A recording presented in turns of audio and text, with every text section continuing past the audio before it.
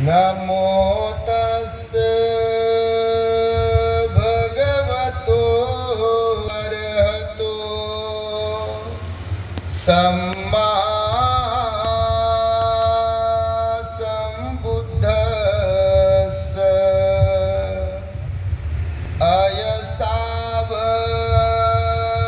अयसावमलं समुत्थितं तदुत्थाय तमेव खादति एवं अतिधोनचारिणं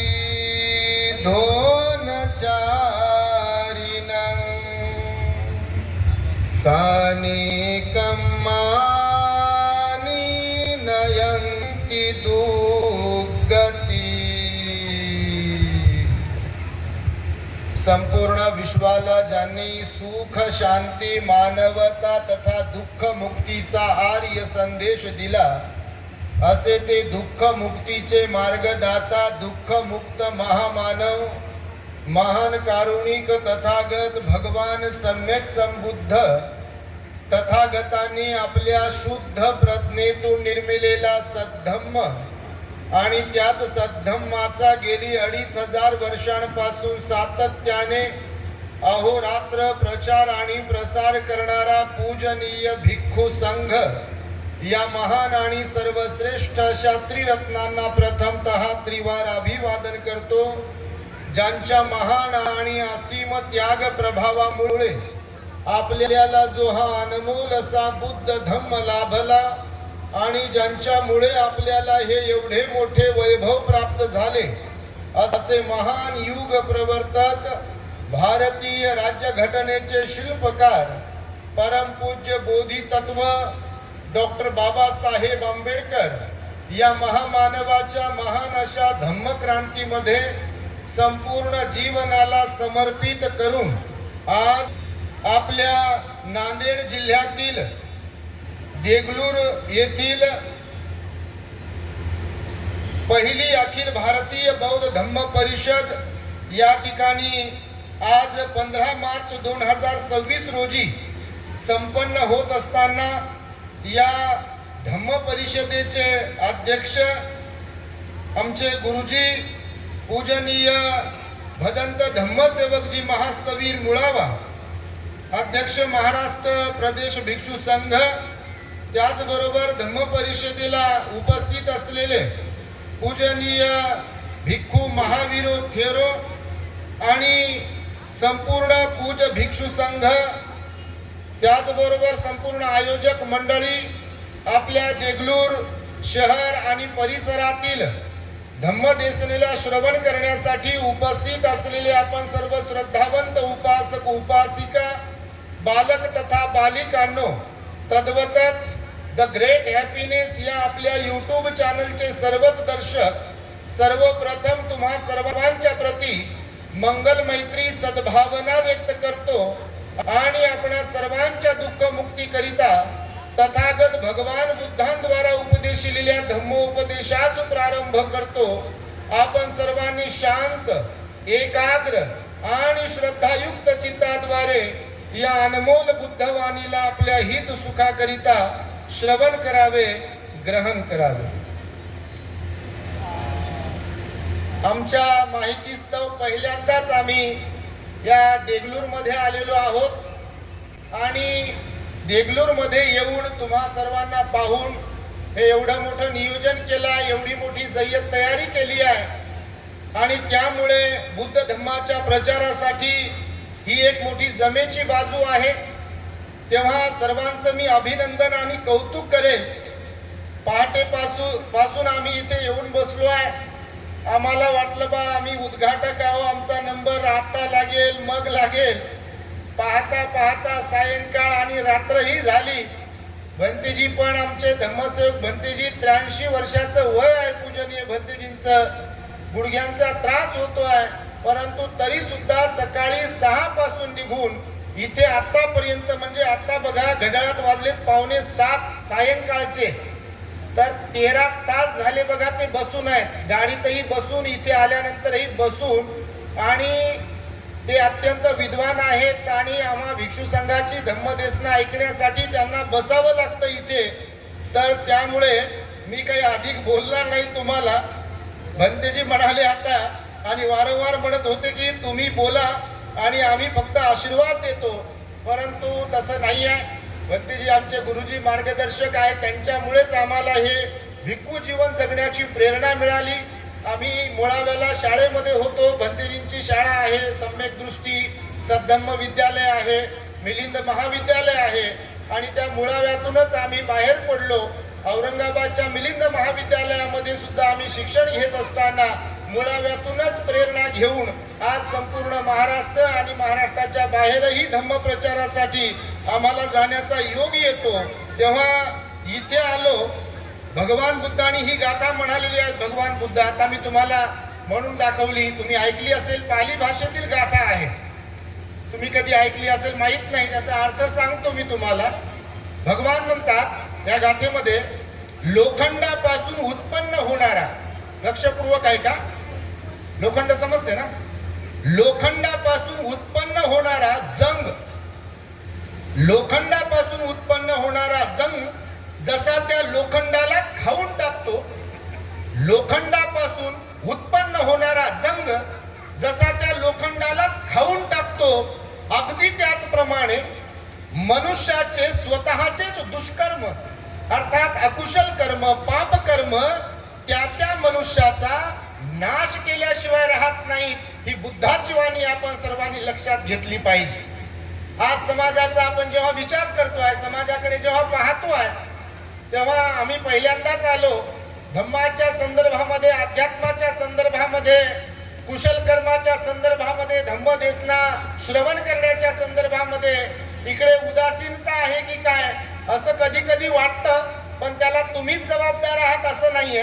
आमचे पूजनीय भंतेजी बरोबर जेव्हा चर्चा होते तेव्हा भंतेजी पण सांगतात की धम्म रासासाठी जबाबदार जर कोण असेल तर त्यामध्ये पहिले आहेत भिक्खू, दुसरे भिक्खुनी, तिसरे उपासक आणि चौथे उपासिका. तर असं म्हणू शकत नाही यापैकी कोणीतरी एकच आहे, परंतु ही चारही धम्मरथाची चाके आहेत असं आपल्या बाबासाहेबांनी आपल्याला सांगितलंय. मी हा धम्माचा रथ इथपर्यंत आणलाय, यापुढे त्याचं सारथ्य तुम्हाला करायचं आहे. जर धम्माचा रथ पुढे घेऊन जाता आलं नाही तर त्याला जाग्यावर तरी ठेवा, पण मागे आणण्याचं काम करू नका. कुणाचं वचन आहे? महामानव बोधिसत्व डॉक्टर बाबासाहेब आंबेडकरांचं वचन आहे. वामन दादांनी त्यांच्या गाण्यातून हे मांडलं, माझ्या तला भीम मीच केला उणा, दोष देऊ कुणा. आज परिस्थिती अशी आहे, खरोखर आपण ज्यांना शिव्या घालतो, ज्यांना दोष देतो, ज्यांना नाव ठेवतो, त्यांच्या धार्मिकतेबद्दल, त्यांच्या श्रद्धेबद्दल त्रुट्या काढतो, आज तुम्ही त्यांच्याकडे पहा, त्यांना नाव ठेवून भागणार नाही. ते लोक त्यांच्या धर्म परंपरेचा सन्मान करतात, आपापल्या धार्मिकता पाळतात, त्यांचे व्रत वैकल्य पाळतात. आणि आपल्याकडे जर पाहिलं तर आपल्याकडे वातावरण फार वाईट आहे, गंभीर आहे. मी नेहमी सांगत असतो, जयंतीला एवढ्या मोठ्या संख्येने जमा होणारा समाज, अलीकडच्या काळात भीमा कोरेगावला एवढ्या मोठ्या संख्येने जमा होणारा समाज, 6 डिसेंबरला चैत्यभूमीवर जमा होणारा एवढ्या मोठ्या संख्येने समाज, दीक्षाभूमीवर विजयादशमीला एवढ्या मोठ्या संख्येने जमा होणारा समाज, त्यांचं धार्मिक जर सिंहावलोकन केलं, सामाजिक परिवर्तनाच्या लढाईतील सिंहावलोकन केलं, तर आज एक ना धड भाराभर चिंध्या अशीच परिस्थिती आहे बघा. आणि त्यामुळे इतरांना दोष देऊन चालणार नाही. आपण दोषी आहोत, आपला दोष आपण तपासला पाहिजे. मग ते भिक्खू असोत, भिक्खुनी असोत, उपासक असोत की उपासिका असोत, दुसऱ्याला दोष देऊन आपलं काही भागणार नाही किंवा भलं होणार नाही.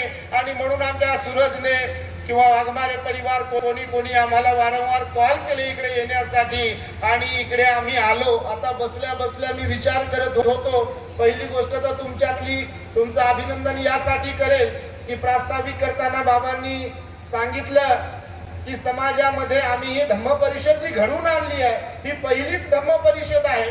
मी आपणास सूचित करेल की पहिली आणि शेवटची होता कामा नये. कारण तुम्ही बोलून दाखवलाय की इतरांसमोर हात न पसरवता स्वतःच्या स्वेच्छादानातून ही धम्म परिषद तुम्ही निर्माण केली आहे, उभी केली आहे, आयोजित केली आहे.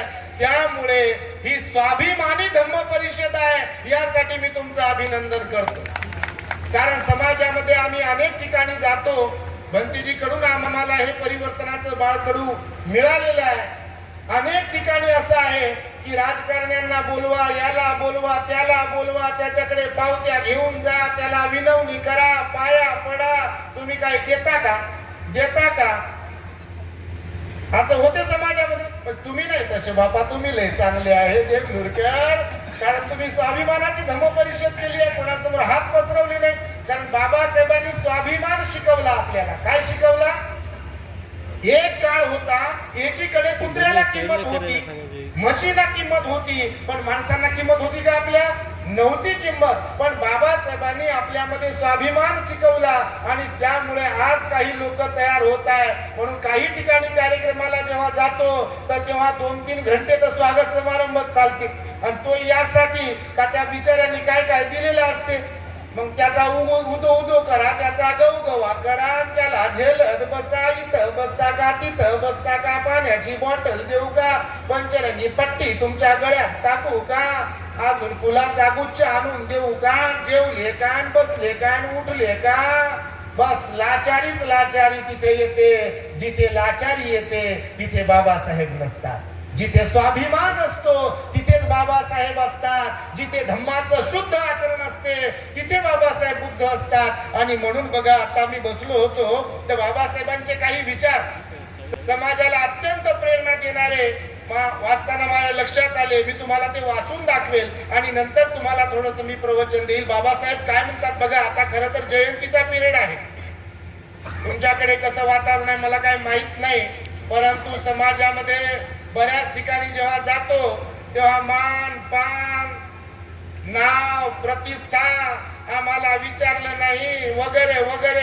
त्याच्यामुळे नाक मुरडणं आणि मग घरीच बसणं. मला जर विचारत नाही तर मी येत नाही, माझं जर नाव घेत नाही तर मी येत नाही, माझं जर नाव टाकत नाही पॉम्पलेटवर तर मी येत नाही. अहो तुम्ही आजूबाजूला पाहत लोक कशी धार्मिकता पाळतात. ज्यांना तुम्ही नाव ठेवता त्यांना कोणी बोलवो न बोलवो, त्यांच्या प्रत्येक धार्मिक ठिकाणी ते गर्दीच गर्दी करतात. बघा तुम्ही मुस्लिमांकडे बघा, आपण नाव ठेवत नाही. आता त्यांचा तो महिना सुरू आहे, कोणीतरी त्यांना बोलवत असेल का, येता का म्हणून. पण तरी सुद्धा किती मोठ्या संख्येने जातात ते. तुमच्या देगलूर मध्ये पण ते असतील लोक, असतील की नाही. देगलूर मध्ये तुम्ही पाहत असाल की त्यांचे दुकानं उघडे ठेवून नमाज अदा करण्यासाठी जातात का नाही. हिंदू बांधवांकडे पहा, त्यांचे धार्मिक स्थळ असतील तिथे कोणी बोलवत नाही. विशेष म्हणजे स्त्रिया तर जातातच जातात, पण त्यांचे पुरुषही सकाळी उठल्यावरही जातात आणि सायंकाळीही जातात. आपली पूजा अर्चा जी काही धार्मिक त्यांचे भाग आहेत ते करत असतात. ख्रिश्चनांकडे पहा, दर रविवारी ते चर्च मध्ये जातात म्हणजे जातात. इकडे नांदेडला गुरुद्वारा आहे नाही का. अमृतसर वरून लोक येतात. अमृतसर कुठे, पंजाब मध्ये. रोजच्या रोज तुम्ही पाहत असाल या देगलूरून आता येताना आम्ही पाहिलं रस्त्यामध्ये त्यांची ती कमान वगैरे लावली. त्यांचे ते धर्मशाळा, राहण्याचे ठिकाणं वगैरे जागोजाग असतात. तिथे बिलकुल कुठल्याही प्रकारचा मीपणा, मी केलंय, मला बोलवा, मला मानपान द्या असं आहे का. मुंबईमध्ये राहत असताना मुलुंडला बघा, एक पंजाबी आमदार होते.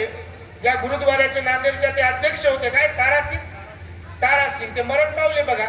तर आम्ही मुंबईला राहत असताना मुलुंडला त्यांची आमची भेट झाली. जे चर्चा केली ते विचारत होते, भंते जी आप कहाँ पर रहते हो. त्यांनाही मी विचारलं कि आपका जो नांदेड़ में गुरुद्वारा है बहुत अच्छा है वगैरह वगैरह. तर ते मला म्हणाले, भंते जी मैं अध्यक्ष था उस गुरुद्वारे का. तर त्यांना ती गुरुता गती नावाचा एक प्रोग्राम झाला होता मागे, तुम्हाला माहित असेल. ते गुरुता गती प्रोग्राम झाला तर त्यांना मी विचारलं. मला तेव्हा पेपरमध्ये बातम्या येत होत्या, ट्रकच्या ट्रक भरून येत होते म्हणे साखरेचे, तुपाचे, गुळाचे पदार्थ वगैरे काय काय, ज्वारी, तांदूळ, गहू. तर मी त्यांना तेव्हा विचारत होतो की तुम्हाला मी दान का कैसा रहता है, डोनेशन. जसं प्रत्येक गोष्ट आपल्याकडे दानाशिवाय होत नाही, कोणाकडे दानाशिवाय होत नाही. तर दानाचं सिस्टम कसं आहे. तर ते म्हणाले, भंतेजी हमारे लोग का बहुत अच्छे है. म्हणलं कसं काय. तर जितने भी टरका लाऱ्या भर भर के आ रहे थे ना, तो उसमें ऐसी पर्ची भी कोई नहीं डालता था कि ये हमारे तरफ से है. मतलब त्याच्यात नाव गाव काहीच नसायचं. फक्त ट्रक यायचा खाली व्हायचा. मग तो साखरेचा असो का तुपाचा असो का अजून तांदळाचा असो की कशाचाही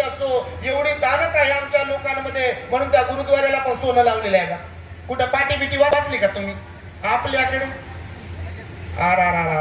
100 रुपये दिले असतात आणि हिशोब विचारते 1000चा.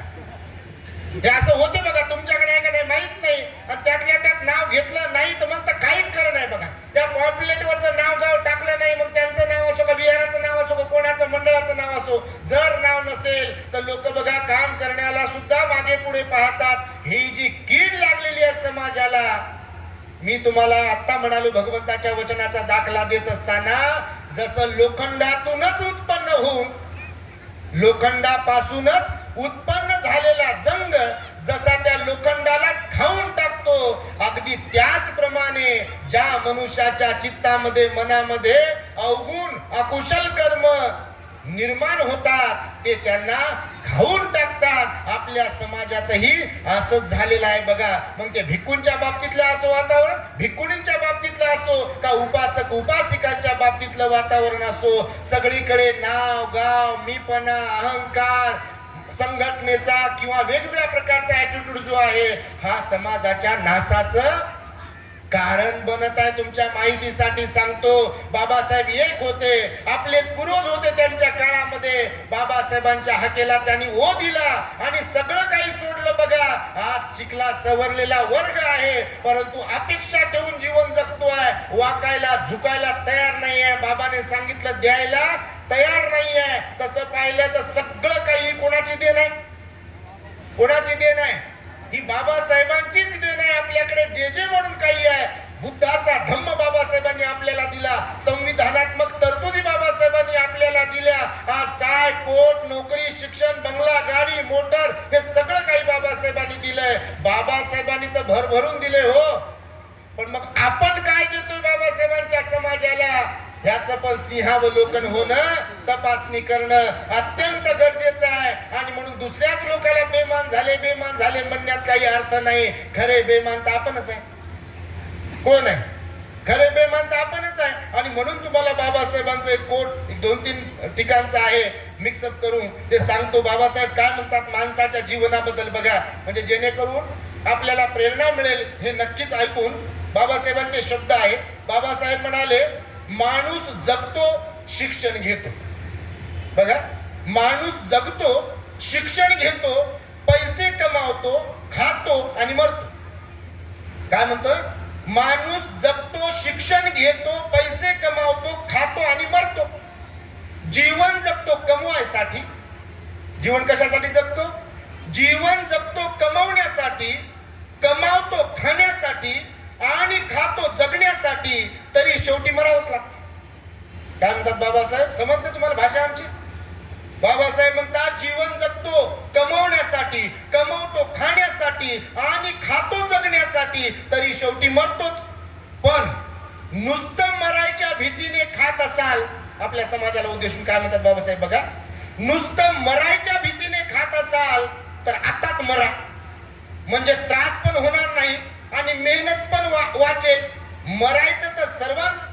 बाबासाहेबांचं वचन पण आम्ही सांगत होतो तुम्हाला की माणूस जगतो शिक्षण घेतो, पैसे कमावतो, खातो आणि मरतो. जीवन जगतो कमवण्यासाठी, कमावतो खाण्यासाठी आणि खातो जगण्यासाठी, तरी शेवटी त्याला मरावंच लागतं. पण नुसतं मरायच्या भीतीने खात असाल तर आताच मरा, म्हणजे त्रास पण होणार नाही आणि मेहनत पण वाचेल. मरायचं तर सर्वांनाच एक दिवस आहे.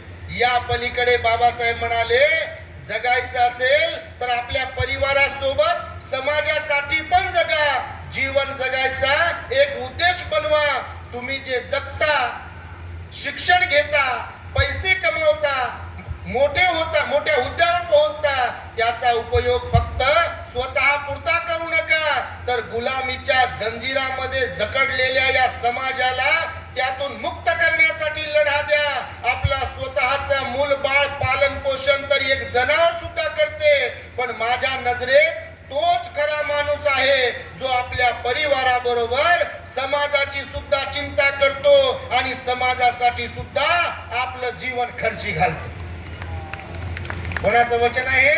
आपल्या बाबासाहेबांचं. आणि म्हणून बाल्याची माय, बाल्याची बायको आणि बाल्याचे लेकर आपापल्या खोलीत आणि समाज गेला म्हणते चुलीत, अशी जर मानसिकता असेल तर आपल्या जीवनाला काही अर्थ उरत नाही. आणि म्हणून ही धम्माच्या प्रचाराची जबाबदारी बाबासाहेबांनी धम्मरथाच्या चारही चाकांवरती दिलेली आहे. आणि त्यामुळे रुसणं फुगणं मान पान याच्यामध्ये जर आपण अडकलो तर आपल्या एवढं अभागी आणि आपल्या एवढं अज्ञानी या जगात दुसरं कोणी असू शकत नाही. कारण हे बुद्ध शासन सुरू आहे आणि या बुद्ध शासनात आपला जन्म झाला. जर असं व्हायला नको की आपलं जीवन वाया गेलं, एक दिवस बटन दबलं की आपण गेलो. तसं तर भगवंताने सांगितलं 4 प्रकारचे मनुष्य आहेत या जगामध्ये. किती प्रकारचे? 4 प्रकारचे मनुष्य आहेत. काही लोक अंधारातून अंधाराकडे वाटचाल करणारे आहेत. कुठून? अंधारातून अंधाराकडे वाटचाल करतात. भगवंताने अध्यात्माच्या दृष्टीने सांगितलं आणि सामाजिक दृष्टिकोनातूनही सांगितलं. तसं तर अंधारातून अंधाराकडे जाणारे कोण? तर भगवान बुद्ध म्हणाले काही लोक इथं जन्माला येतात आणि जन्माला आल्यानंतर त्यांच्याकडे श्रीमंती नसते, गरीब असतात, दारिद्र्यात जीवन जगतात, त्यांचे नातेवाईकही गरीब असतात, परंतु ते धार्मिकही नसतात. दानाचं महत्व नसते, शील पालनाचं महत्व नसते आणि ध्यानाचंही त्यांना गंध नसतो. कधी विहारात जात नाही, कधी अशा धार्मिक कार्यक्रमात येत नाहीत आणि बस असंच जीवन जगतात आणि मरतात. असा एक वर्ग आहे. त्यांना भगवान बुद्ध म्हणाले अंधाराकडून अंधाराकडे जाणारे लोक आहेत. म्हणजे आता वर्तमानातही अंधारातच आहेत सर्व दृष्टीने आणि भविष्यातही ते अंधारातच जातात. म्हणजे आताही दुर्गतीमध्ये आहेत आणि भविष्यातही दुर्गतीला जाणार आहेत. हा पहिला वर्ग सांगितला. दुसरा वर्ग एक भगवंताने सांगितला. इथे काही लोक जसे आपल्यासारखे, आपल्यातल्या काही लोकांसारखे प्रकाशाकडून अंधाराकडे वाटचाल करत असतात. प्रकाशाकडून अंधाराकडे. आता बाबासाहेबांनी प्रकाश आणला आपल्या जीवनामध्ये. कोणी प्रकाश आणला? बाबासाहेबांनी प्रकाश आणला की नाही? मालमत्ता, गाडी घोडी सगळं शिक्षण वगैरे बाबासाहेबांनी दिलं. संविधानात्मक तरतुदी दिल्या, हक्क अधिकार दिले. पाण्यासाठी वन भटकावं लागायचं की नाही? ओंजळीतून पाणी प्यावं लागायचं, पाणी वाढगं माय म्हणावं लागायचं की नाही लोकांना? पण आज आपल्या लोकांच्या पाण्याच्या बिस्लरीच्या बॉटलच्या कंपन्या आहेत का नाही?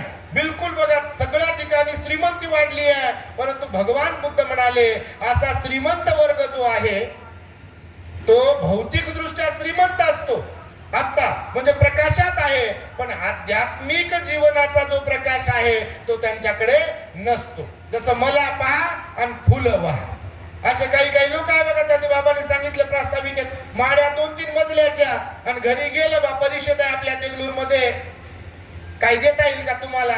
तर हे म्हणते वर्गणीच आमची पगारच झाली नाही म्हणते. आता बिना पगार झाली नसेल तर मग घरदार कसं चालते? हा दिले म्हणते, म्हणजे यांना भांडून दिले म्हणतात.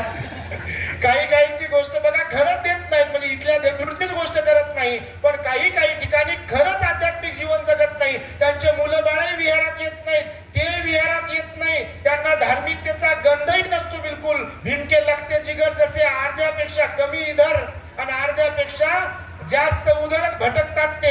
आणि त्यामुळे हा जो वर्ग आहे प्रकाशाकडून अंधाराकडे जाणारा वर्ग आहे. भगवान बुद्धाने सांगितलं आता वर्तमानात ते प्रकाशात असतात खरे, पण कर्म कोणते चांगले करत नाहीत, दान पुण्य करत नाहीत, शील पालन करत नाहीत, ध्यान करत नाहीत आणि त्याचा परिणाम स्वरूप आध्यात्मिक जीवन त्यांच्याकडे नसल्या कारणाने त्या पैशाच्या मुळे अहंकार वाढतो, व्यसनाधीनता वाढते, मुलं वाया जातात, धार्मिकतेचा टच नसल्या कारणाने. शील सदाचाराचं जीवन मायबापच जगत नसतील तर पैसाच माणसाला सर्व प्रकारचं सुख देईल का? देतो का? पैसा तर तसं पाहिलं तर प्रत्येकाला पचवता येत नसतो बघा. पैसा अशी चीज आहे, धन संपत्ती अशी चीज आहे की ती प्रत्येकालाच पचवता येत नाही बघा. काही लोक धन दौलत असताना किंवा श्रीमंती असताना, नोकरी वगैरे असताना सुद्धा साधेपणाचं विनम्रतापूर्वक जीवन जगतात, संयमशील जीवन जगतात. पण काही लोक बघा थोडंसं कधी काही आलं आपल्याकडे की ते सगळं भान, देह भान विसरून जाते बघा. आणि त्यामुळे भगवंताने सांगितलं हा दुसरा वर्ग प्रकाशाकडून अंधाराकडे वाटचाल करत असतात. इकडे बघा निजामाचं राज्य होतं का नाही? निजामाचं राज्य होतं इथे. एक काळ होता निजाम शासक होता. निजाम शासक होता, तो राज्य करणारा होता. आज आहे का? भगवंताचं वचन आहे जग परिवर्तनशील आहे. जग कसं आहे? परिवर्तनशील आहे. जसे कालचे आपण कंगाल लोक होतो, कवडीची किंमत नव्हती, आज मालामाल झालो का नाही? पण होऊ शकते आज जे मालामाल झाल्यावर धार्मिक नसतील, सिलवान नसतील, दानी नसतील, ध्यानी नसतील, त्यांची धन दौलत ते नको त्या ठिकाणी जर वाया घालवतील तर उद्या ते कंगाल होतील की नाही? होतील. तुमच्या माहितीसाठी सांगतो, कारण जर हे परिवर्तनशील आहे. निजामाचा दाखला तुम्हाला यासाठी म्हणून दिला की त्याचं खरंच राज्य होतं या पूर्ण मराठवाडा प्रांतात. औरंगाबाद पासून, औरंगाबादच्या पलीकडून इथपर्यंत हैदराबाद पर्यंत निजामाचं शासक होतं. हा मराठवाडा मुक्ती संग्राम दिन असतो बघा, म्हणजे निजामाच्या ताब्यातून तो मुक्ती संग्राम करून मुक्त करून घेतला मराठवाडा. आणि त्याच्यामुळं आपल्या लोकांनी हे लक्षात ठेवलं पाहिजे की गर्वाने अहंकाराने धन दौलत आली म्हणून फुगून फुटून जाता कामा नये. कारण हे जे जे म्हणून आपल्याकडे आहे ते बाबासाहेबांचं आहे. आणि त्या बाबासाहेबांनी आपल्याला तुम्ही धम्माचे देयकरी झाले पाहिजे. आपल्या समाजाचा उद्धार करण्यासाठी तुमचं धन दौलत तुम्ही खर्ची घातली पाहिजे, हे बाबासाहेबांचं वचन आहे बघा. आणि त्यामुळे आपल्या लोकांनी हे लक्षात ठेवा. म्हणून तुम्हाला प्रकाशाकडून अंधाराकडे जाणारा वर्ग जो आहे तो आपल्या समाजातला जास्त आहे असं मी म्हणेन. तिसरा एक वर्ग सांगितला भगवंताने, तो जो वर्ग आहे तो वर्ग आहे अंधाराकडून प्रकाशाकडे जाणारा. आणि इथे बसलेले जेवढे आहेत असं मी समजतो, हा जो वर्ग आहे तो अंधाराकडून प्रकाशाकडे जाणार आहे.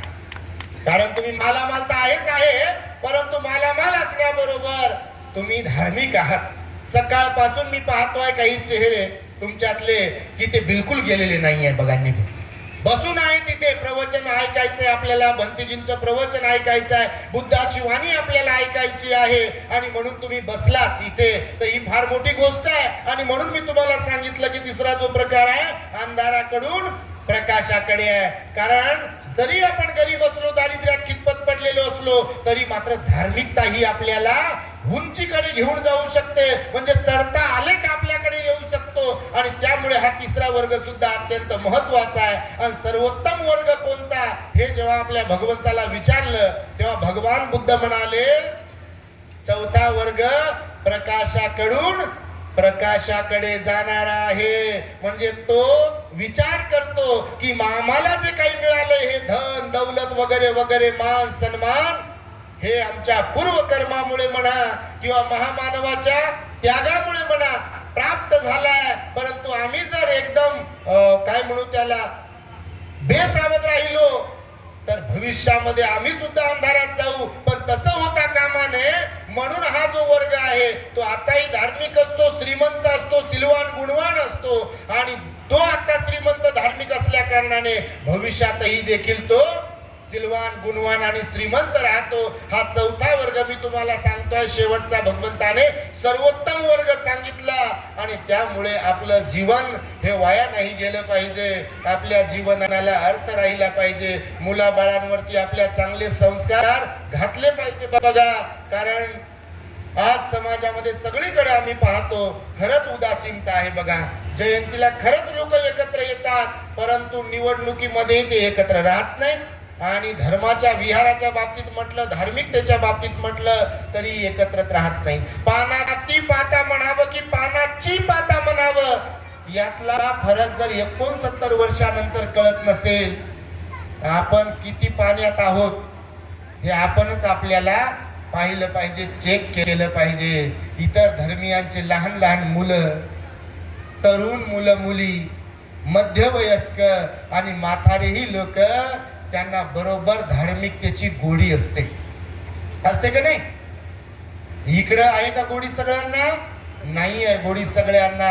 इकडं झुकायचं म्हटलं की हे सांगते बाबासाहेबांनी झुकायला नाही शिकवलं म्हणून. कोणत्या पुस्तकात वाचलंय, कुठं वाचलंय याचा काही पत्ता नाही. पण याला एवढंच कळालं की हे म्हणते फेसबुकवर माझा बाप कोणासमोर झुकला नाही म्हणते आणि मी कोणासमोर झुकत नाही. तुला बापाचा अभ्यासच नाही, तू रायटिंग अँड स्पीचेस वाचलंच नाही, बाबासाहेबांचा चरित्र ग्रंथ तू वाचलंच नाही, तुला काय ढेकळं बाबासाहेब कळेल? हो, बाबासाहेब वाचावं लागते. जय भीम म्हणलं की झालं का? जय भीम म्हणल्यावर होते फक्त गाण्यावर तेवढ्या पुरतं नाचलं म्हणजे होते का? नाचायला कोणाला जमत नाही. आणि नाचणं तर लय जमते ना. आता तर बापा डीजे आलाय, जयंतीला जर लावला नाही तर जयंती बरोबर झाली नाही म्हणते. म्हणजे प्रबोधन नको म्हणते, प्रवचन नको म्हणते, धम्मदेशना नको म्हणते. आणि त्यामुळे हा जो वर्ग आहे समाजाचं नुकसान करणारा आहे. त्यामुळे माझी तुमची प्रत्येकाची इथे जबाबदारी आहे. भिक्खूंची जबाबदारी, भिक्षुणींची जबाबदारी आहे. आणि जे शुद्ध उपासक वर्ग आहे, उपासिका आहेत, त्यांची पण जबाबदारी आहे की समाजाला चांगल्या व्यवस्थित मार्गामध्ये आणणं. जो वाया चाललेला समाज आहे, व्यसनाधीन बनणारा जो तरुण वर्ग आहे, त्यांना सुव्यवस्थित बनवणं ही आपली प्रत्येकाची जबाबदारी आहे बघा. नाही तर केवळ बाबासाहेबांच्या नावाचा उदो उदो करायचा, भगवान बुद्ध ग्रेट होते, असे होते, तसं होतं म्हणायचं आणि मग झालं आपण जैसे थे तर असं होता कामा नये. हे रोज आणि रोज बोलतो आहे बघा. त्या दिवशी एका कार्यक्रमाला एका गावात गेलो तर ते म्हणे भंतेजी आमच्याकडे पोट जाती जास्त आहेत म्हणे, म्हणून लोक सुधरत नाही म्हणे. म्हणजे सोयीकीच्या वेळेला विचारतात म्हणे सोमस आहे का, लाडवण आहे का, आंधवण आहे का, बावणे आहे का, इनकर आहे का, काय तुमच्याकडे आहे का काय माहित नाही बापा. हे हा काय माहित नाही तुमच्याकडे आहे का नाही ते. कारण तुम्ही तेलंगणाच्या जवळ राहता आणि कर्नाटकच्या जवळ राहता आणि महाराष्ट्रातला शेवटचा तुमचा तालुका आहे नाही का. तर तुम्ही हे म्हणजे बॉर्डरवर राहता तुम्ही, तर तुमच्याकडे कशी परिस्थिती आहे माहित नाही. पण त्या दिवशी सांगितलं त्या उपासकांनी, भंतेजी तुम्ही म्हणता खरं आहे सगळं काही, बाबासाहेबांनी समतामूलक समाज निर्माण व्हावा अशी अपेक्षा व्यक्त केलेली आहे. बाबासाहेबांनी सुद्धा भगवान बुद्धाचे दाखले देऊन सांगितलं की बुद्ध धम्म महासमुद्रासारखा आहे, याच्यामध्ये जातीवाद वगैरे काही नाही आहे. त्या काळात ब्राह्मण, वैश्य, क्षत्रिय, शूद्र लोक होते, भगवान बुद्धाकडे यायचे, कोणी उपासकाची दीक्षा घ्यायचं, कोणी भिक्खूची भिक्खुणीची दीक्षा घ्यायचं आणि त्यानंतर ते समसमान बनायचे. आणि बुद्ध स्वतः सांगायचे माझा धम्म महासमुद्रासारखा आहे. जसं महासमुद्राला वेगवेगळ्या ठिकाणावरून येणाऱ्या नद्या एक रूप होतात आणि त्या महासमुद्राचं पाणी ओंजळीमध्ये घेऊन असं कोणी म्हणू शकत नाही की अमक्या नदीचा आहे, टमक्या नदीचा आहे. तसा बुद्धाचा धम्म आहे. म्हणून बाबासाहेब म्हणाले मी स्वीकारला. आणि ते उपासक म्हणे भंतेजी आम्हाला दाखला देताना सांगितलं म्हणे, ते समोरचे सांगतात म्हणे का बाबासाहेब सोमस होते आणि आम्ही सोमस आहोत, तर तुम्ही मात्र इनकर आहे, अंधवर आहे, कोण कोणते आहे आणि आपली काय सोयरी जमत नाही. मी म्हटलं बा तुमचं काही खरं नाही.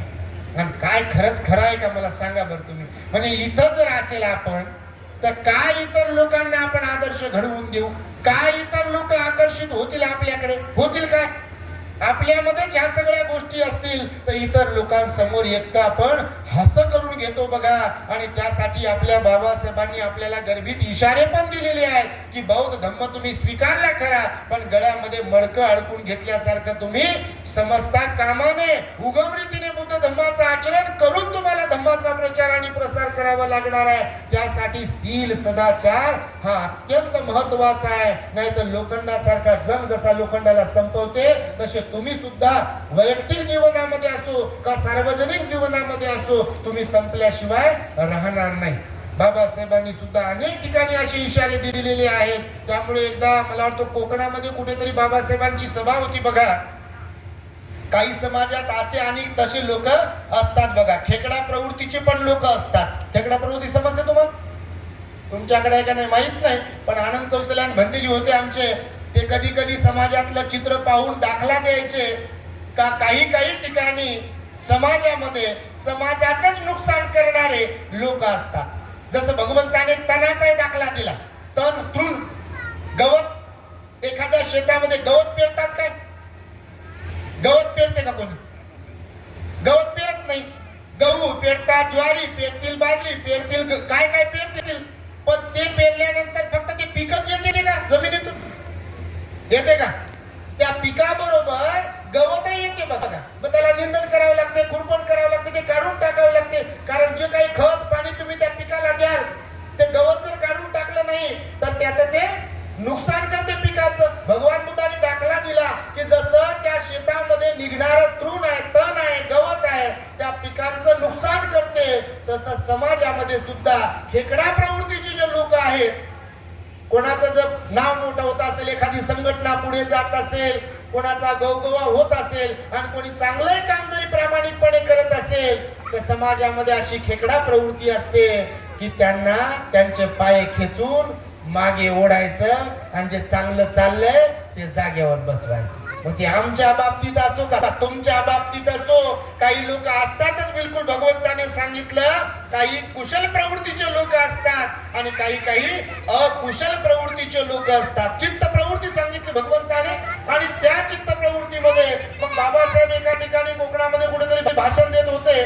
नेमकं बाबासाहेब तिथं पोहोचले आणि तुमच्यातला एखादा माणूस आला बाबासाहेबांकडे आणि बाबासाहेबांना सांगत होता, बाबासाहेब आमच्या साईडला काही काही लोक असे आहेत की जी हुजूर जी हुजूर जी हुजूर करणारे. जी हुजूर समजते तुम्हाला? चाकरी, हाजी हाजी साहेब चपला पुसून देऊ का तुमच्या? साहेब तुमचं काय काय करून देऊ का मी तुमचं? आणि मीच आहे साहेब, तुम्ही पहा माझ्याकडे फक्त. असे म्हणणारे लोक म्हणजे गुलामीमध्ये चाकरीमध्ये असे काही लोक असतात. तर त्या काळात होते, आता आहे तर उद्या राहतील. भगवंताने दोन्ही प्रकार सांगितले माणसांचे.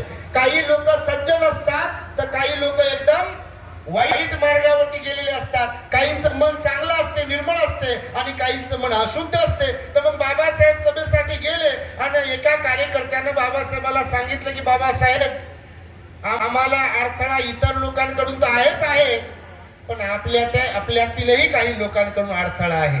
आम्ही तुमच्या परिवर्तनवादी चळवळीत काम करतोय, वेळ देतोय, बुद्धिमत्ता खर्च करतोय, पण आपल्यातलेच काही लोक इथे खोडा घालण्याचा, खेकडा प्रवृत्ती करण्याचा प्रयत्न करतात बाबासाहेब आणि इतर लोकांच्या पुढं करतात, इतर लोकांना घाबरतात आणि मग ते विचारूच नका. त्यावर तुम्हाला माहिती व्हावी म्हणून सांगितलं. मग काही लोकांनी भाषण केले, बाबासाहेबांचा अध्यक्षीय समारोपात नंबर लागला आणि मग बाबासाहेबांकडे माईक आला. बाबासाहेबांकडे माईक आला की तुम्ही जर कधी बाबासाहेबांची भाषणं वाचली असतील ना, तर बाबासाहेब पण छोट्या छोट्या चुटकुल्यांच्या बोधकथा सांगायचे बघा. तर त्या सभेमध्ये बाबासाहेबांनी एक छोटीशी बोधकथा सांगितली आपल्या लोकांना उद्देशून. त्या काळाच्या आत्ताही लागू होते ती. बाबासाहेब म्हणाले, एकदा एका जंगलामध्ये एका वाघिणीनं 2 पिल्लांना जन्म दिला आणि तिच्या पिल्लाला जन्म दिल्यानंतर काही दिवस गेले. ती जंगलामध्ये शिकारीसाठी जेव्हा फिरत होती तेव्हा तिला एका मादी कोल्ह्याचे 2 पिल्ल दिसले की त्यांची आई मरण पावली होती कोणतरी शिकार करून. त्या वाघिणीला त्या मादी कोल्ह्याच्या 2 पिल्लांची दया आली. तिनं ते आपल्या तोंडात दोन्ही पिल्ल पकडले आणि तिच्या मनात विचार आला की आपल्या पिल्लांसह या पिल्लांना आपण वाढवलं पाहिजे. आता कोल्हा ते कोल्हा आणि वाघ ते वाघ, प्रवृत्ती असते, डीएनए मध्ये उतरतेच बघा.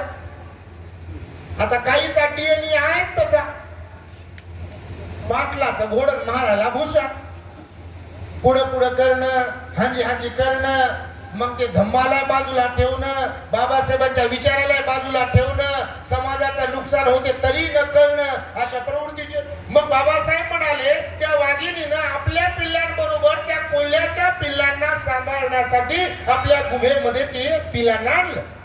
मग एकूण 4 पिल्ल झाली. तर आता हे कोल्ह्याची पण पिल्ल लहान होती, वाघिणीची पण पिल्ल लहान होती. मग थोडी लहानाची मोठी होत असताना एकदा ती वाघीण शिकारीसाठी बाहेर पडली. हे 4ही पिल्ल गुफेच्या बाहेर आले.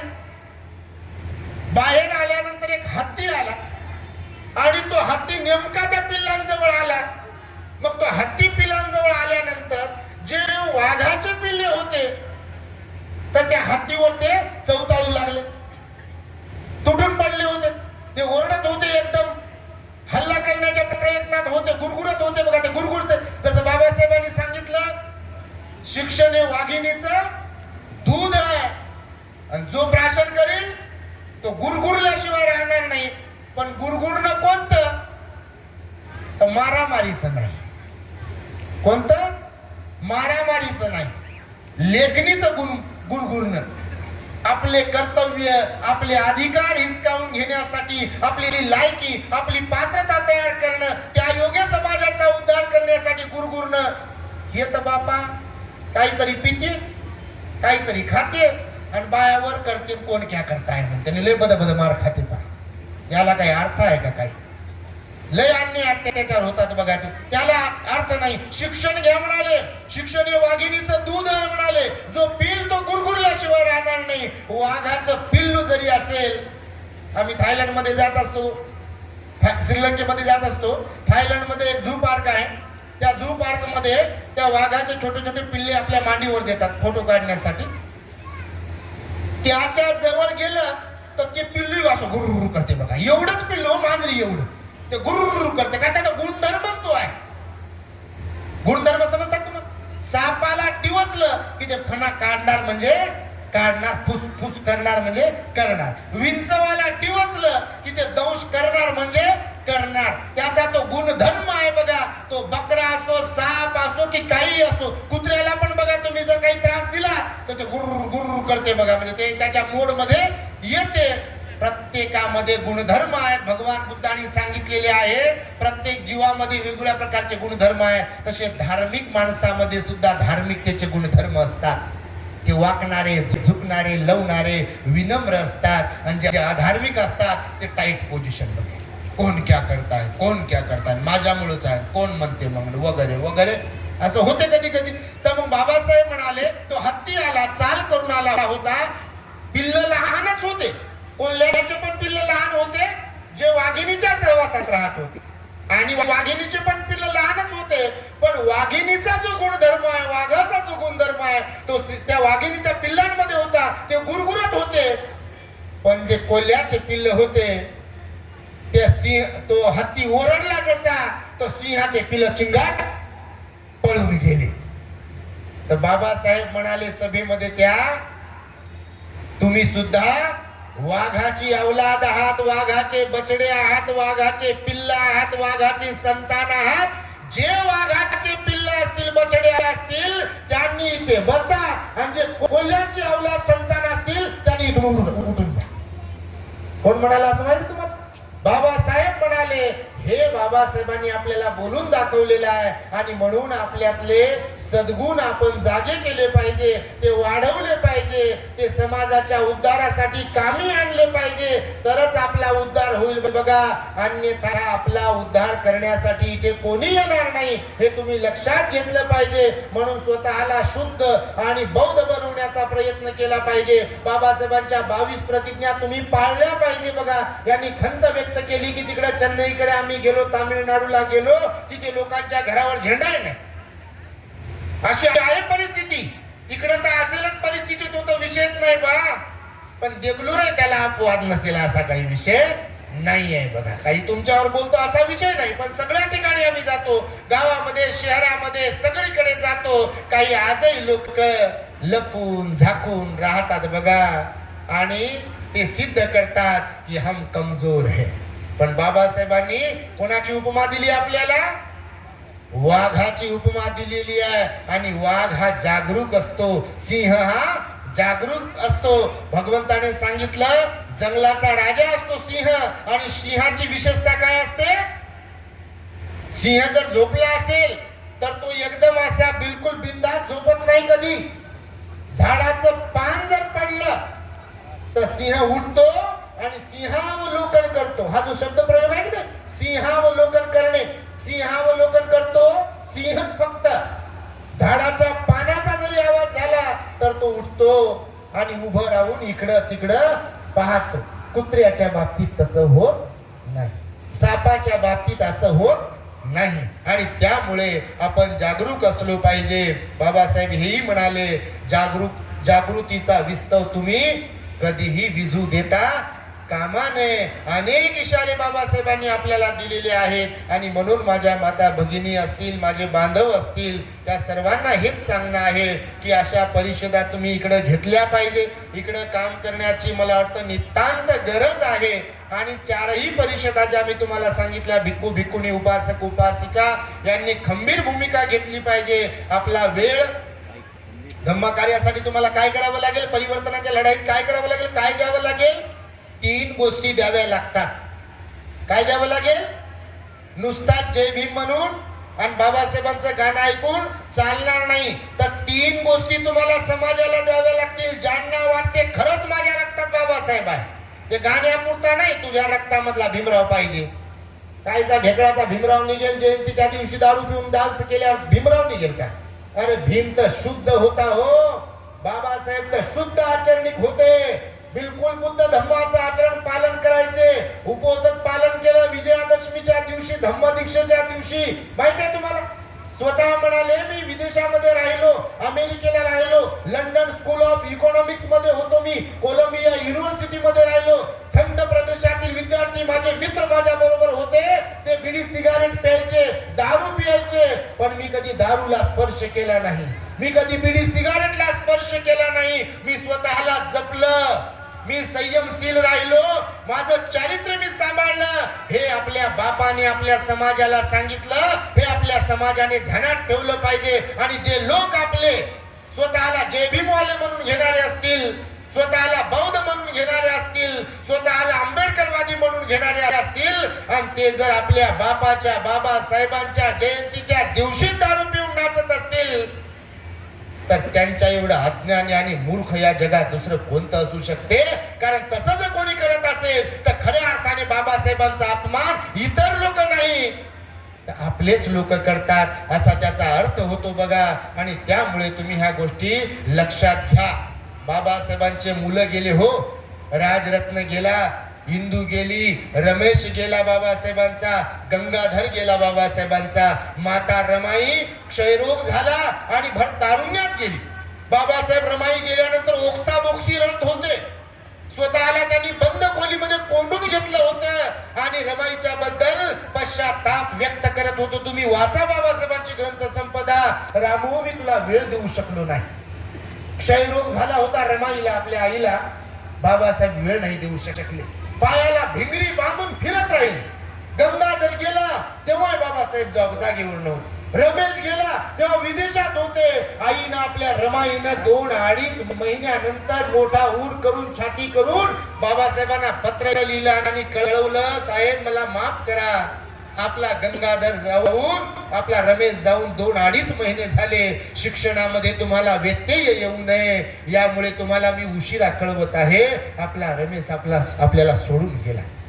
काय काळीज असेल, काय मन असेल त्यांचं. आपण कधी तसे खंबीर बनू, आपला अहंकार कधी गळून पडेल त्यांच्यासारखा. त्या बाबासाहेबांनी आपल्या कुटुंबाची पर्वा नाही केली. अहो, डायबिटीज त्यांनाही होता, मणक्याचा त्रास त्यांनाही होता, बीपीचा त्रास त्यांनाही होता, अर्ध डोकेदुखीचा त्रास त्यांनाही होता. सगळ्या प्रकारचं दुःख जे तुम्हाला आहे का नाही, त्याच्यापेक्षा जास्त दुःख त्यांना होतं. विशेष म्हणजे आता तुम्हाला कोणी अपमानित करत नाही जास्त. अरे बाबासाहेबांना तर पदोपदी अपमानित केलं या देशातल्या व्यवस्थेनं हो. बडोद्याला आले बाबासाहेब, उच्च विद्या शिकून त्या बडोद्याला सयाजीराव गायकवाडांकडे नोकरी करत होते बाबासाहेब आपले. तिथे नोकरी करत असतानाचे प्रसंग तुम्ही टेलिव्हिजनच्या माध्यमातून, चित्रपटांच्या माध्यमातून, सिरियलच्या माध्यमातून पाहिले असतील. शिपाई कारकून माणूस एवढ्या मोठ्या उच्च शिक्षित असलेल्या माणसाकडे आलेल्या फायली आपल्या हाताला लागल्या आणि त्या बाटतील विंटाळतील म्हणून किंवा ती खुर्ची टेबल बाटला म्हणून गोमूत्र शिंपडत होते. बघा, हे बाबासाहेबांनी भोगलं. तुमच्यासाठी, आपल्यासाठी बाबासाहेबांनी भोगलेलं आहे. आणि त्यामुळे राजरत्नाचा प्रसंग जर तुम्ही कधी पाहिला, वाचला, ऐकला असेल आपल्याकडून, तर तुमचं सुद्धा काळी चर करेल. बघा, गोलमेज परिषदेच्या दरम्यान तो प्रसंग घडला होता. गोलमेज परिषद वाचली आहे तुम्ही? अस्पृश्यांना त्यांचे हक्क अधिकार मिळवून देण्यासाठी गोलमेज परिषदेला, राऊंड कॉन्फरन्सला बाबासाहेब जायचं होतं. बाबासाहेबांना नेमकं केवळ राजरत्न जन्मला अगदी लहान होता. राजरत्न नेमका तो बाबासाहेबांवर गेला होता दिसायला. त्या राजरत्नाच्या वेळेला नेमकं बाबासाहेब मुंबईमध्ये होते.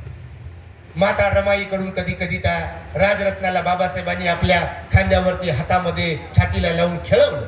आणि बाबासाहेब नेहमी त्या राजरत्नाकडे पाहून म्हणायचे की माझा राजरत्न रामू, माझा राजरत्न बघ, माझ्यासारखाच गोंडस आहे, माझ्यासारखाच गोल त्याचा चेहरा आहे, त्याची आभा, त्याचं कपाळ माझ्यासारखंच मोठं आहे आणि त्याची उंची पण वाटतं, तो उंच होईल असं वाटतो त्याच्याकडे पाहून. नक्षिका तो गोरा पान आहे रामू. माझा राजरत्नाला मी माझ्यापेक्षा जास्त शिकवेल आणि मी जे समाजाचं काम करतोय त्याहीपेक्षा जास्त काम माझा राजरत्न करेल असं मला खात्री वाटते, असं बाबासाहेब बोलायचे.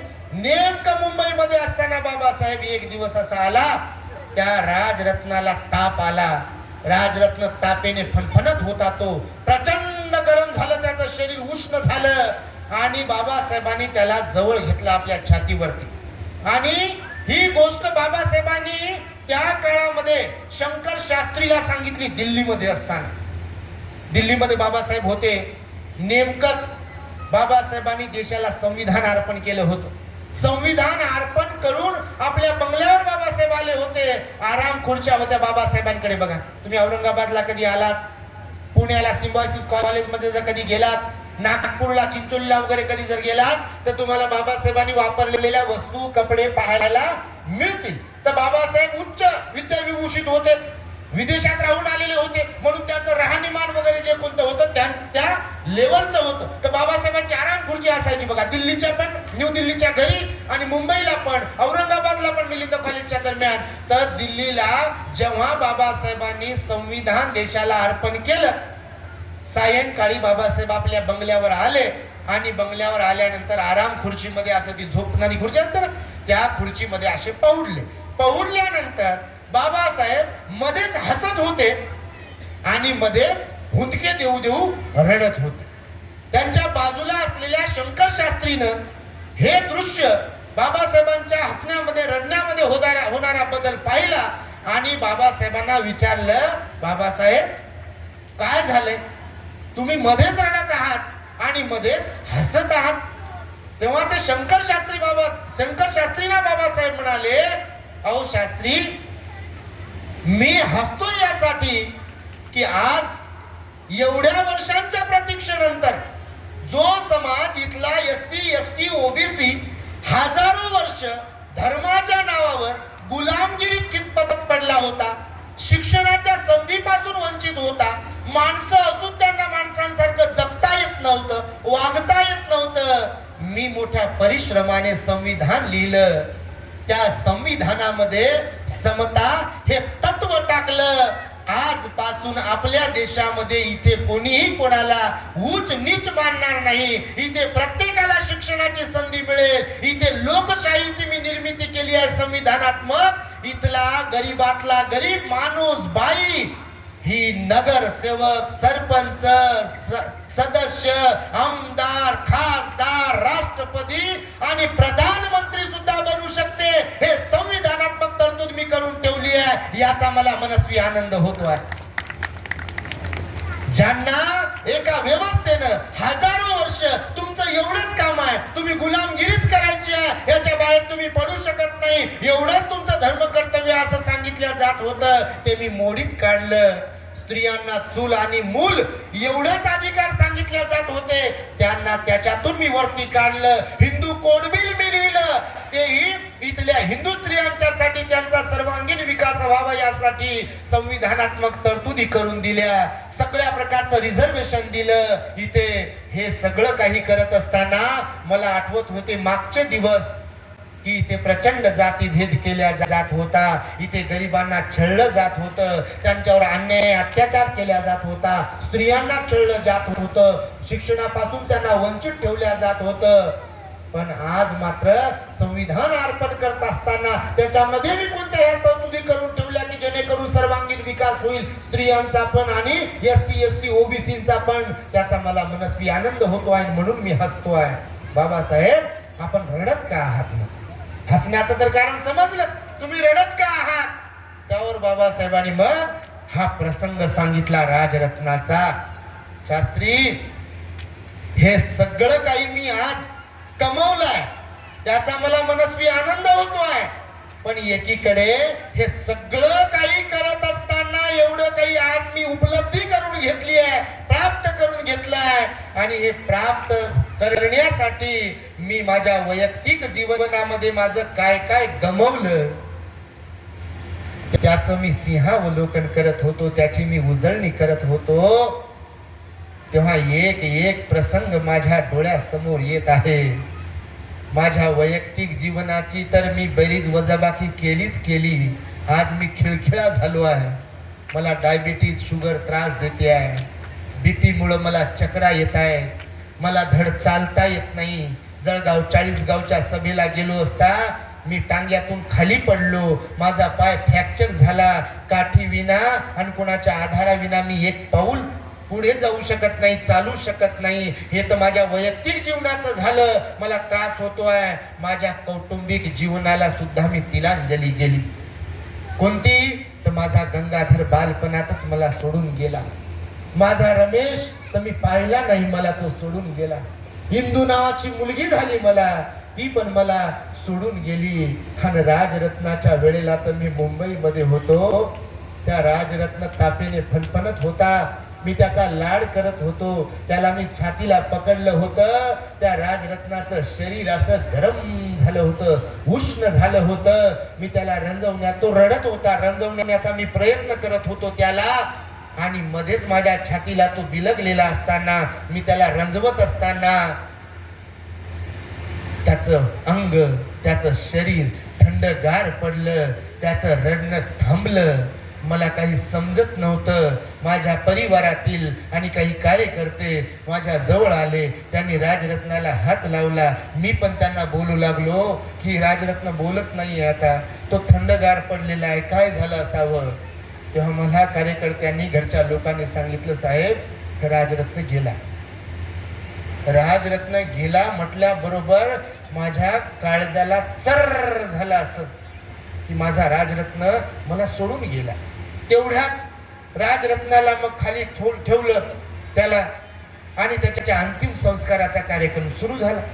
अंतिम संस्काराचा कार्यक्रम सुरू झाल्यावर एक कार्यकर्ता माझ्या जवळ आला. मी खुर्चीवर बसलो होतो, धाय मोकलून रडत होतो. तेवढ्यात तो कार्यकर्ता मला म्हणतो, कारण समाजही गरीब होता, मला म्हणाला, बाबासाहेब राजरत्नाचा अंतिम संस्कार करावा लागेल, त्याला गाडावं लागेल, त्याला दफन करावं लागेल, त्यासाठी नवा कोरा कपडा आणावा लागेल दुकानातून. तर काही पैसे जर असतील तर ते दिले तर आम्ही कापड घेऊन येऊ आणि राजरत्नाला त्या कापडात गुंडाळून आपण दफन करू. तेव्हा मी माझ्या दोन्ही खिशामध्ये, वरच्या खिशामध्ये, खालच्या दोन्ही खिशामध्ये हात घातले, पॅन्टच्या खिशामध्ये हात घातले, सदऱ्याच्या खिशामध्ये हात घातले, तर एक कवडी सुद्धा, एक आणा सुद्धा मला मिळाला नाही. आणि तेव्हा सुद्धा माझं काळीज चर्र झालं की माझा मुलगा गेला, त्याला गुंडाळण्यासाठी कापड घ्यायचा आहे, आणि मी एवढा अभागा आहे की माझ्याकडे एक आणा सुद्धा नाही मी देऊ शकत आहे. रामून माझ्याकडे पाहिलं माझ्या, आणि तिने आपल्या पदर लुगड्याचा फाडला आणि माझ्या राजरत्नाला त्याच्यामध्ये गुंडाळलं, आणि मग त्याचा दफन विधी केला. अहो शास्त्री, मला हा प्रसंग आठवला आणि म्हणून मी हुदुलके देऊन रडतो आहे, बाकी काही नाही. मला समाजाकडून कोणता मानपान मिळाला नाही म्हणून रडत आहे, असा काही विषय नाही आहे. माझ्या मायानो, बहिणीनो, बाबांनो, भावांनो, मी तुम्हाला यासाठी आठवण करून देतो या प्रसंगाची, की रात्रच वैऱ्याची नाही आहे, तर दिवसही वैऱ्याचा आहे.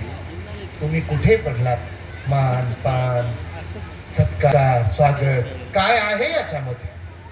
हा, अरे हे आम्हाला दिलेली फुलं सुकून गेली, पहा सुकून गेली. काय मानपानाचा काय विषय आहे? काही नाही मानपानामध्ये. म्हणते जिथं आमचे किती बोलतात कधी कधी की निरर्थक मान पान, याचा सत्कार कर, त्याचा सत्कार, कशासाठी? जर बाबासाहेबांच्या प्रति श्रद्धा आहे, जर बुद्ध धम्मसंघाच्या प्रति श्रद्धा आहे, तर कशाला मानपान पाहिजे? आणि नाही झाला मानपान तर कशाला फुगायला पाहिजे? तुम्ही औरंगाबादेत तुमच्यापैकी जर कोण आला असेल तर 19 ऑक्टोबरला आमचा 20वा वर्षावा समारोपाचा कार्यक्रम होता. फार मोठा कार्यक्रम झाला, तो समाजानेच आयोजित केला होता. आमच्यासाठी तो विशेष होता, थोडासा सुखद होता, कारण 20 वर्ष झाले मात्र ऍक्च्युअली त्याच्यात काही नाहीये. थिअरोन, महाथिअरोन, सिनियर, ज्येष्ठ, भंतेजी वगैरे काही विषय नसते. भगवंताने आचरणाला, संयमशीलतेला महत्व दिलेलं आहे. भगवंतानं ग्रहस्थांनाही सांगितलं, कोणाचे केस पिकले म्हणून, कोणी म्हातारं झालं म्हणून, कोणी फार बुद्धिमान आहे किंवा फार आचरणिक शुद्ध आहे, असा काही विषय नाही. या चिवराच्याही बद्दल भगवंतानं सांगितलं. कोणी भिक्खू आहे, कोणी थेरो आहे, कोणी महाथेरो आहे, हे फारसं महत्वाचं नाही आहे. कोणी सिलवान आहे की नाही, कोणी त्यागी आहे का नाही, कोणी धम्माचं कार्य करतो आहे का नाही, हे फार महत्वाचं आहे. मी नेहमी सांगतो, रोष ओढून घेऊन की केवळ कपडे बदलले म्हणजे, केवळ मुंडन केलं म्हणजे, तुम्ही केवळ पांढरे कपडे घातले म्हणजे, फार सुतन गाथान वंदनाने येते म्हणजे तुम्ही फार आपण मोठे झालो असा काही विषय नाहीये. धम्मं चरे सुचरितं नतं दुच्चरितं चरे धम्मचारी सुखं सेती. सेती म्हणजे झोपणे, धम्मचारी म्हणजे धम्माचं आचरण करणारी व्यक्ती. धम्मचारी सुखं सेती अस्मिन लोके. अस्मिन म्हणजे वर्तमानात, आता सध्या. अस्मिन लोके परमविच म्हणजे भविष्यातही. धम्मचारी सुखं सेती, सुखाने झोपतो, सुखाने वागतो, सुखाने राहू शकतो धम्मचारी. केव्हा? वर्तमानातही आणि भविष्यातही. त्यासाठी म्हणून भगवंताचं वचन आहे की तुम्ही धम्मवान धम्मचारी बनले पाहिजे. पण आज आम्ही अनेक ठिकाणी पाहतो बघा, नको त्या गोष्टीला महत्व दिल्या जातं. त्या औरंगाबादच्या कार्यक्रमात अनेक लोकांना वाटलं का भंतेजी कोणत्या राजकारण्यांना बोलवतील का, त्यांचा स्वागत सत्कार समारंभ करतील का, किंवा ज्यांनी ज्यांनी काही मदत केली आहे, दान दिलं स्वइच्छेनं, आम्ही तर कोणाला मागत नाही. हे तुम्ही आपल्या द ग्रेट हॅपीनेस चॅनलवर पाहत असाल. आमचा नारा आहे आताही औरंगाबादला द ग्रेट हॅपीनेस टॉवर तथा विश्वशांती विपස්සना बुद्ध विहाराचं बांधकाम सुरू झालंय. आता भंतेजींच्या प्रेरणेतून, आशीर्वादातून 26 जानेवारी 2026 ला आम्ही भूमिपूजन केलं. तारीख युनिक असल्या कारणाने आता सध्या बांधकाम सुरू आहे आणि समाजाच्या स्वेच्छादानातून 1 रुपयाही तेवढाच महत्वाचा आहे. सिमेंट असेल, रेती असेल, खडी असेल, विटा असतील किंवा आर्थिक दान असेल, हे कोणाकडेही पावती बुका फाडून छापून किंवा कोणाकडे मागून आम्ही त्याचं 4 मजल्याचं बांधकाम करणार नाही आहोत. बाबासाहेबांनी आपल्या समाजाला जळ म्हणता जळ ना एवढं दिलंय, माला माल समाज झाला. आणि आम्ही जे हे काम करतोय धम्माचं, लोकांमध्ये श्रद्धा बीज पेरण्याचं काम करतोय. आणि याच्या माध्यमातून ज्यांच्या ज्यांच्या कोणाच्या मनामध्ये श्रद्धा निर्माण होईल आणि ज्यांना कोणाला वाटेल की बुद्ध शासनाची वृद्धी झाली पाहिजे, आपण आपली बुद्धिमत्ता, आपला वेळ आणि पैसा खर्च केला पाहिजे धम्म कार्यासाठी, कमाईचा 20वा हिस्सा दिला पाहिजे. 100 रुपयाचे 5 रुपये आपण धम्म कार्यासाठी योग्य ठिकाण दिले पाहिजे, असं ज्यांना वाटेल त्यांचं आम्ही दान स्वीकारत आहोत. आम्ही काही मागत नाही आहोत, कारण भंतेजी आमची प्रेरणा आहेत. मुळाव्याला सुद्धा 4-5 माळ्याचं विहार आहे. कोणाकडूनही त्याला नावाची अपेक्षा आहे, त्यांच्याकडून काहीच घेतलं नाही बघा. हे गुरुजी आहे आमची, प्रेरणा यांच्यापासून आहे. ज्यांचं नाव अपेक्षित आहे ज्याला, त्याच्याकडून काहीच घेतलं नाही. आम्ही तिथे होतो शाळेमध्ये, तेव्हाही लोक यायचे, आमचं नाव देता का, आम्हाला भेलानं द्यायचं आहे, बिस्तानं द्यायचं आहे. भंतेजी म्हणायचे नाही, विहार जे बनेल लोकांच्या श्रद्धेनं दिलेल्या, स्वेच्छेनं दिलेल्या दानातूनच बनेल. आणि त्या दानातूनच मुळाव्याला सुद्धा मोठं धम्मदूत महाविहार निर्माण झालाय. जिथे आम्ही शाळेत होतो, जिथे आम्हाला धम्माचा बाळ कडू मिळाला, आज औरंगाबाद असेल, महाराष्ट्रात असेल, भंतेजीच्या प्रेरणेनेच काम करतोय. थेंब धम्म भंतेजी असतील, पूजनीय धम्मसेवक भंतेजी असतील किंवा महाराष्ट्रातील ज्येष्ठ भंतेजी असतील, तर तो औरंगाबादेत जो कार्यक्रम घेतला ना, कोणत्या राजकारण्यांना आपण निमंत्रित केलं ना, कोणाकडून कोणता आपण निधी वगैरे घेतला. समाजाने भरभरून मदत केली आणि त्या समाजाच्याच दानावरती एवढा मोठा कार्यक्रम घडून आणला. महाराष्ट्र, तुमचा कर्नाटक, तेलंगणा, गुजरात, छत्तीसगड, कितीतरी राज्यातून लोक आले होते बघा, हजारोंच्या संख्येने. त्यांना पूर्ण वेळ जेवणाचा कार्यक्रम होता. मंडप, भला मोठा मंडप होता. उपाय ठेवायला जागा नव्हती. स्टेजवर 200च्या जवळपास भिक्षू होते बघा, ज्येष्ठ कनिष्ठ भिक्खू भिक्खुनी होत्या. प्रचंड संख्येने उपासक उपासिका होते. लोकांना वाटलं बा भंतेजीला ध्यान राहिलं नाही की काय, कोणाचा स्वागत समारंभ भंतेजीने केलाच नाही. फक्त भिक्खूंचाच स्वागत समारंभ केला, त्यांना संगदान केलं. कोणाचं नावही नाही, गावही नाही. तुमच्या माहितीसाठी सांगतो, मंडपसाठी, भोजन दानासाठी कितीतरी लोकांनी हजारो लाखो रुपये दिले आणि त्यांना मी बोलून दाखवलेलं की नाव गाव सत्कार समारंभ होणार नाही बरं का, कारण प्रेरणा भंतेजींची होती. पण त्यांनी सुद्धा श्रद्धेनं दिलं आणि तो तेवढा मोठा कार्यक्रम घडून आणला. आणि म्हणून तुमचा मला अभिमान यासाठी आहे की तुम्ही कोणाला, इतर लोकांना न मागता ही स्वाभिमानी धम्म परिषद घडून आणली, याचा मला मनस्वी आनंद होतोय. पुढल्या वर्षी सुद्धा मी या सुरुवातीलाच म्हणालो, पहिली शेवटची ठरता कामा नाही. खेकडा प्रवृत्ती निर्माण सगळीकडेच होते, तुम्ही काय त्याला अपवाद नाही. आमच्यातही आहे, विशेष म्हणजे तुमच्या माहितीसाठी सांग, श्रमण जीवन जगत असताना सुद्धा खेकडा प्रवृत्ती आहे. म्हणजे जळाऊ वृत्ती, कोणी पुढे चाललंय किंवा काय जे असेल, कोणी विद्वान बनत आहे, सिलवान बनत आहे, तर त्यांच्याबद्दल आकस निर्माण होतो. माणसामध्ये निर्माण होणारा नैसर्गिक हा गुण आहे. कारण बरं न दिसणं हे कोणाच्या मनात कधी कोणत्या माध्यमातून उत्पन्न होईल हे सांगता येते का? हे सांगता येत नाही. आणि म्हणून हे कार्य सुरू आहे. मी बाबासाहेबांचे मुद्दे काही तुम्हाला जे सांगितले ते हेतू पुरस्सर सांगितले. तुम्ही सुज्ञ आहात हे समजून घ्याल आणि आपापसामधले मतभेद मनभेद विसरून जाऊन एका दिलानं, एका मनानं, एका बापाचे लेकर आहेत असं समजून मान पान पद प्रतिष्ठा याला महत्व न देता मी एक धम्माचा उपासक आहे, मी एक धम्माची उपासिका आहे, मी बाबासाहेबांचा एक सच्चा भीमसैनिक आहे, मी बाबासाहेबांची सच्ची लेक आहे. माझं देणं लागते समाजासाठी आणि म्हणून त्याच्यात माझा स्वार्थ न ठेवता मी एकत्र येऊन दाखवेल. समाजासमोर मी हसं करून दाखवणार नाही, कारण माझे भिक्खू धम्मगुरू इथे येणार आहेत, एवढ्या लांबून येणार आहेत आणि त्यांचे प्रवचन ऐकण्यासाठी मला बसायचंय, इथे दान द्यायचंय, इथे मदत करायची. हा विचार आपल्या सगळ्यांच्या मनात असायला पाहिजे आणि तो निर्माण होईल अशी अपेक्षा व्यक्त करतो. पूजनीय भंतेजी जी मी माफी मागतो की मी आधी इथे बोललो आहे भंतेजीच्या पुढे बसून, कारण यांच्या बाजूला बसायची पण आमची काही पात्रता नाही बघा, काही बोलण्याची पण पात्रता नाही. कारण भंतेजी आमचे गुरु आहे, तर हे सगळं जे काही आहे पूजनीय भंतेजी मुळेच आहे. भंतेजी अध्यक्ष आहेत, पूजनीय धम्मसेवक भंतेजी यानंतर ते अध्यक्षीय समारोप करतील. तेव्हा पुनश्च एकदा संपूर्ण देगलूरकरांना मी मनपूर्वक शुभेच्छा देतो. आपल्या द ग्रेट हॅपीनेस टॉवर आपल्या द ग्रेट हॅपीनेस चॅनल वरती वैविध्यपूर्ण प्रवचन आहेत, वेगवेगळ्या विषयांवरची जे प्रवचन आहेत. मिलिंद प्रश्नही आपण काही शिकवला या वर्षावासामध्ये, त्याचा विस्तारही करण्याचा आम्ही आमच्या अल्पबुद्धीने प्रयत्न केला. या पुढल्या वर्षावासामध्ये राहिलेला मिलिंद प्रश्न आम्ही शिकवणार आहोत. महामंगल सुक्ताचे पूर्ण 39 एपिसोड आपल्या चॅनल वरती आहेत. त्याचबरोबर वत्सल सुक्त देखील आहे, सिगालुवाद सुक्ताच्याही धम्मदेशना आहेत. मी हे सांगतोय यासाठी की आजचं सोशल मीडियाचं युग आहे. प्रत्येकाकडे मोबाईल आहे, भारी भारीचे अँड्रॉइड असतील, आयफोन असतील, त्याच्यात युट्यूब तर आहेच आहे, व्हॉट्सअप आहे, फेसबुक आहे, इन्स्टा आहे. या सगळ्यांवरती आपण ऍक्टिव्ह राहून बुद्ध बाबासाहेबांच्या विचारांचा प्रचार आणि प्रसार करतो आहे. तेव्हा आपण सर्वांनी आपल्या चॅनलवरील प्रवचन ऐकत राहावीत, आपल्या परिवाराला ऐकवावीत, समाजाला सुद्धा व्हॉट्सअप वरती शेअर करत राहावीत अशी एक सूचना करून माझ्या शब्दांना पूर्ण विराम देतो आहे.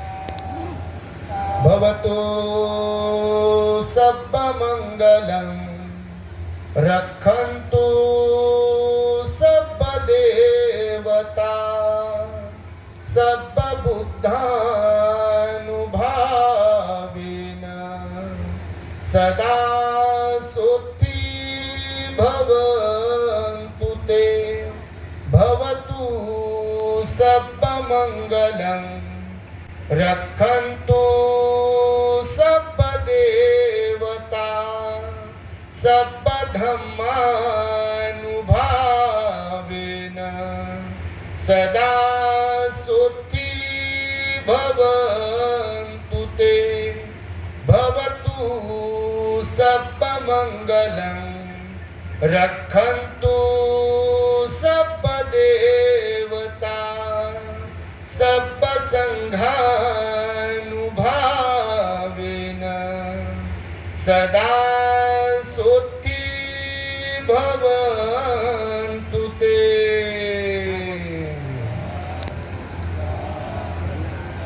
बुद्धं नमामि धम्मं नमामि संघं नमामि. आमच्या रेवत भंतेजींची पण फार इच्छा होती, तेव्हा भंतेजींच्यासाठी एकदा साधुकार द्या आपण. त्यांचा मोठा खटाटोप आहे रेवत भंतेजींचा की आपल्यामध्ये परिवर्तन व्हावं. भंतेजींच्या विनंतीस मान देऊन आम्ही इकडे आलो. भंतेजींना पण निरोगी उदंड आयुष्य लाभावे ही मंगल.